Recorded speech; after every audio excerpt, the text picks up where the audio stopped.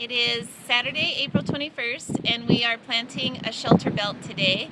This is actually kind of a smaller shelter belt compared to what we've done in the past, and it will just provide a little bit of windbreak for our new greenhouse, but it's not so close to the greenhouse that it will provide shade on the greenhouse. So we're only doing 3 rows of trees today. The inside row is the smaller bush type trees, and they'll be a fruit bearing variety, actually 2 fruit bearers. The ones that we just put in every 8 feet, and I don't know if you can see them because they're the same color as the dirt out there, and they're just tiny little bare root saplings, but they're buffalo berries. And these are some of the buffalo berries, and when we get them from the NRCS office, they are just tiny little sticks with roots on the bottom, and then we get them in basically a dry package, and they've been refrigerated by them. And then I put them in water as soon as we get them home, and then I keep them in a cool room until we plant them. So I've had them for a couple days. And then these over here are Nanking cherries, and we planted some Nanking cherries many years ago in a corner of our yard, and they put on a real tart little cherry, but it's great for making jams and jellies, and the wildlife loves it too, the birds and such, and they put on some flowers that the bees like. So both the buffalo berries and the Nanking cherries will have some flowers on them that basically for the bees and the pollinators. So next we'll go in between the buffalo berries and put in a Nanking cherry every 8 feet. So what we'll end up with in this first row will be a little fruit bush every 4 feet, and that will create a bit of a hedge for stopping snow and just blocking the wind a little bit. Then the middle row will be our tall tree in the shelter belt, and that will be honey locusts. And they're not very tall right now, but they've got some pretty good sized roots on them compared to the others, and they will grow to be quite large. And we're going to put those every 10 feet, which is kind of close for honey locusts. If you were putting them in your yard, you'd want to put them much further apart than that because they get to be a very large tree. But in a shelter belt situation, you plant things typically a little bit closer than you would in a yard because you actually want the trees to stop the wind and stop the snow. So they will be 10 feet apart. And then the little Black Hill spruce, these little babies here, and let me see how their roots are looking. Oh, they're kind of packed in with they put some mulch around the roots of the Black Hill spruce.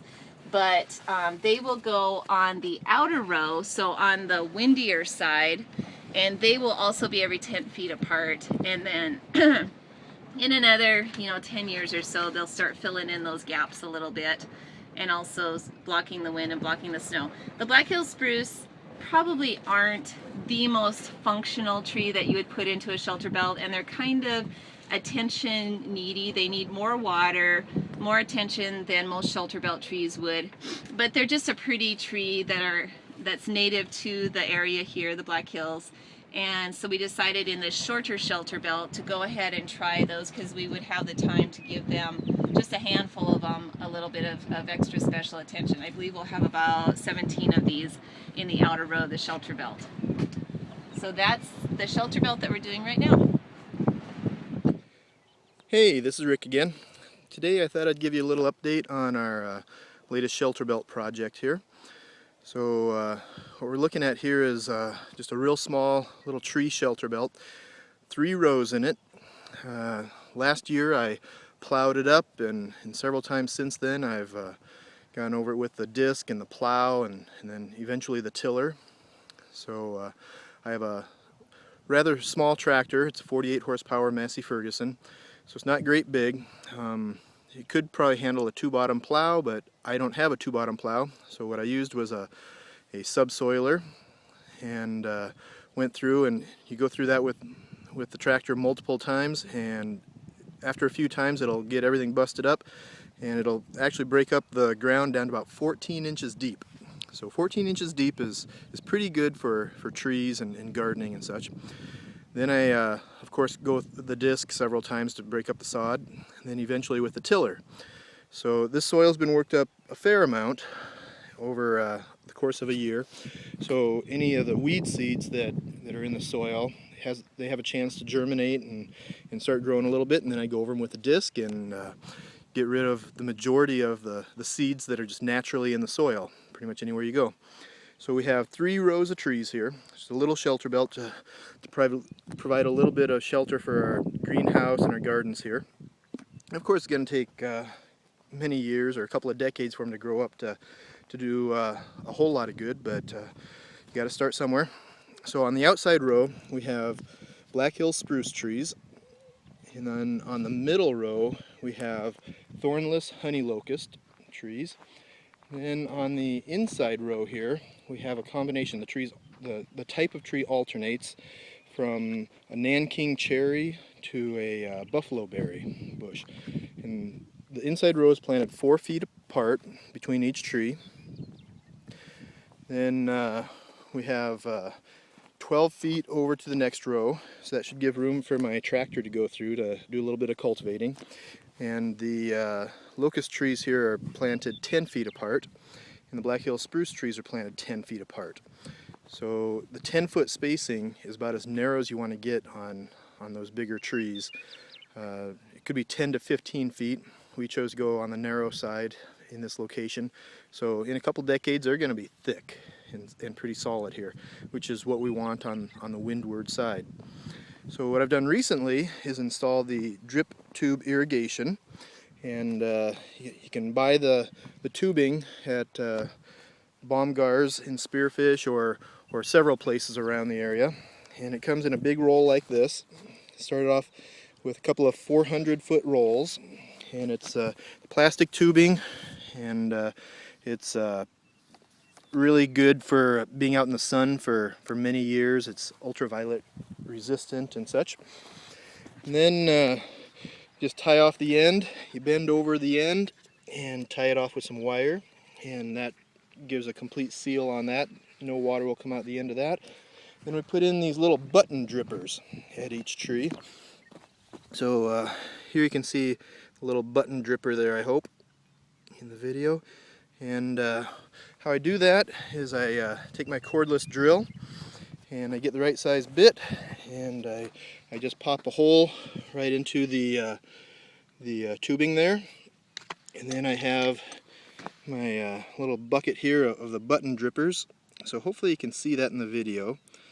So it has the long end, and you just snap that in place and make sure that it has a good seal there, and it really works great. Okay, and continuing along here, I have the drip irrigation tubing staked down. I took lat board and just kind of broke it over my knee, and then I formed the little X-shaped stakes in the ground there, so it holds the tubing in place pretty good if wind would come along, or the dog would drag his feet coming across here, or somebody stumbles along or whatever. Holds it in place pretty good. So that's one of the things I do. Then on the end here, we haul water with a truck in the 400-gallon tube or tank, and we just have that hooked up. And right now I only have one tube hooked up to it. So that comes off the tank and it goes to the trees. So I ran out a couple 100 gallons of water on the little Black Hill spruce trees last night. So you can see each tree kind of has an area around it, some more than others, but about a foot area in diameter around each tree where you can see that the soil is completely soaked. So right now it's mid-afternoon or mid-morning, and I did that last night, so there's a lot more water there than appears right now. And with the 3 rows, I'm going to hook them all together with just a series of Ys for the garden hose style threads in the Ys here. So I'll hook that on and hook up my 3 tubes, irrigation tubes, and be able to water all 3 rows at night. Probably put 400 gallons on each night, and each night that they need it, and should be good to go. After they get established a little bit, then you don't need to water quite so frequently, but still it's pretty convenient. Just back up the truck, hook up the tank to the tubes, and go. So that's our little shelter belt update. Okay, so here's the button drippers in action. I just turned the water on to the entire system and it pressurized up to the point of whatever the gravity will provide there. There's no pump, there's no pressurized system other than just gravity fed. So with these button drippers, works pretty good. Hopefully in the video here you can see where the button is dripping just a little bit. So this one's been on for just a few minutes, so it hasn't really soaked up the area around it.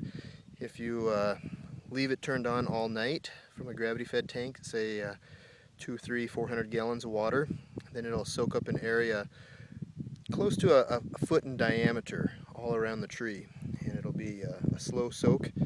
And I believe the water probably goes pretty deep into the root system, and if you do it at night, then there's a lot less evaporation problem. So that's how we water our trees. The next step will be to put some mulch over the top of this, and then through the summer we're going to have to do some cultivation, but what we're going to do is plant some hairy vetch between the rows of the trees, and probably just immediately to the right and left of each row have room for a push tiller to go through.